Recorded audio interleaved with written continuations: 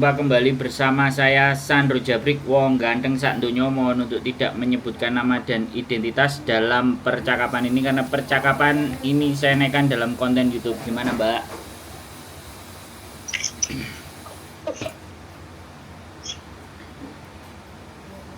Ternyata orangnya langsung dimatikan, guys. Loh, kok mati meneh? Kok mati, Mbak? Kenapa, Mbak? Oh, ya maaf, kepencet. Enggak kok, mau tanya ini persyaratan nikah dengan orang Hong Kong. Persyaratan nikah buat siapa nih? Dokumen. Buat sampean apa buat bojonya? Buat aku. Buat aku. Yang dari Indo. Kakak, kalau mau nikahnya, kalau nikah tok itu yang dibutuhkan surat cerai apa surat single. Kalau sampean sudah pernah, kalau pernah cerai ya cerai. Kalau belum pernah menikah ya surat single. Itu kan harus ditranslate ya, Bu ya. Kakak, KTP sama akta harus ditranslate kan. Kan kemarin kan aku udah nguruskan. Katanya nggak bisa kalau dari Indo ditranslate itu nggak bisa, harus masuk KJRI dulu katanya. Kata siapa? Kemarin dari Indo bilangnya gitu. Enggak kata siapa. Saya tanya kata siapa. Saya yang ngurusin dokumenku. Nah, saya nikahin 46 orang gak melalui KJRI bisa kok. Oh, itu gimana? Berarti bisa? Ya bisa. Itu kalau kakak itu kan, kalau kakak akte itu kan kalau ditranslate lewat apa? Kecamatan nih. Sampean dengerin aku ngomong dulu ya, kan sampean yang nanya nih kan. Kalau sampean yang nanya aku kan jawab. Boleh kan saya ngomong kayak gitu? Kalau sampean mau ngasih tahu aku yang diem, Mbak, gitu loh. Bisa dipahami nggak? Oke. Nah, saya belum selesai soalnya tadi ngomong.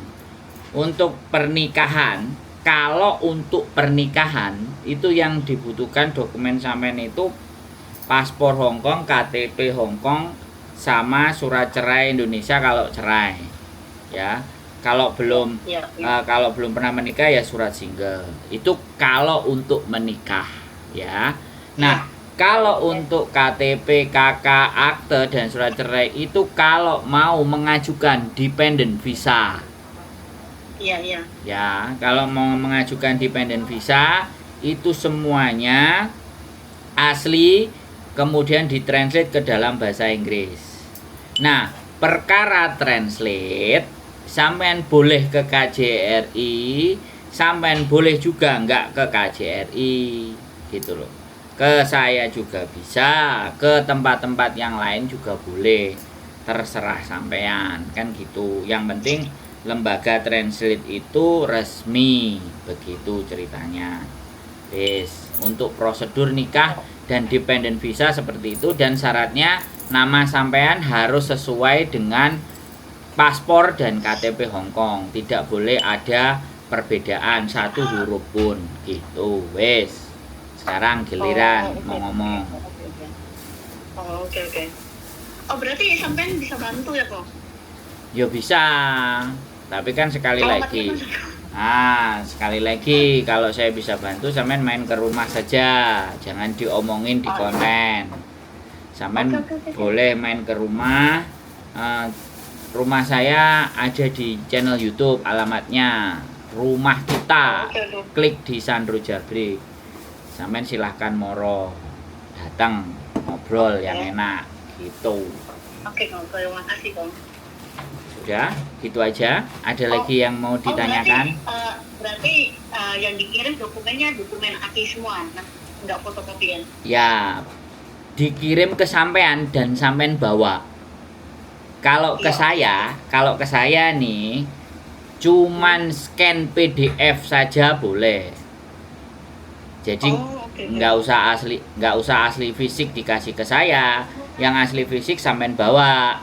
Tapi kalau seandainya sampean mau dibantu sama kita, saya kasih scan PDF-nya gitu. Nah, untuk biaya tidak bisa saya bicarakan di konten. Silahkan datang. Oke. Terima kasih, kok. Gitu. Udah cukup? Iya, cukup. Ada lagi yang mau ditanyakan? Kalau nggak ada yang ditanyakan, saya ganti ngomong dulu, sampean ganti dengerin. Kalau sampean masih punya waktu. Kalau sampean menikah, pastikan ya Mbak, sekali lagi pastikan pasangan sampean ini punya pekerjaan, terus ada bayar MPF, terus dia juga ada tempat tinggal. Pastikan itu. Jadi ada pelaporan. Terus pastikan juga jangan mempunyai hutang yang banyak. Maka itu akan menyulitkan sampean untuk mendapatkan dependent visa. Karena tujuan kita menikah itu kan dependent visa, bukan hanya menikah saja. Nah makanya ini saya berpesan, karena saya tidak menginginkan ketika kita itu cinta, seneng, sayang, wis sekonyong sekoter, tapi dilalah visanya nggak bisa keluar. Nah ini kan persoalan Mbak. Sekali lagi saya bukan mendiskreditkan, merendahkan atau menganggap pasangan sampean enggak, tapi sampeannya harus make sure dan memastikan wah layak. Jadi jangan sampai kita say-saysikan, say-sayjin, di endingnya kita nggak dapat dependent visa. Nah itu yang memang penting bagi saya untuk menyampaikan ke siapapun yang bertanya kepada saya perihal pernikahan, karena pastinya kan pasti akan melangsungkan pernikahan.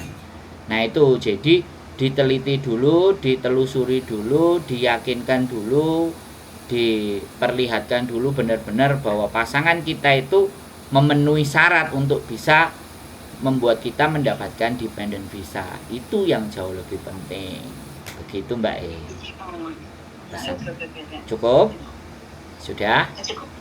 Oke, gitu aja Mbak E. Terima kasih ya.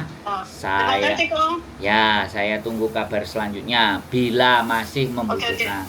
Oke? Oke, terima kasih. Sehat selalu Mbak. Matur sembah nuwun. Bye bye. Assalamualaikum.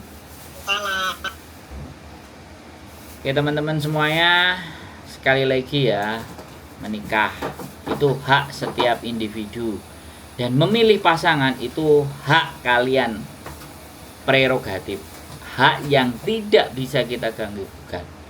Tapi satu hal, sekali lagi, satu hal yang ingin saya sampaikan, menikah itu tujuannya untuk mendapatkan dependent visa kalau di Hongkong.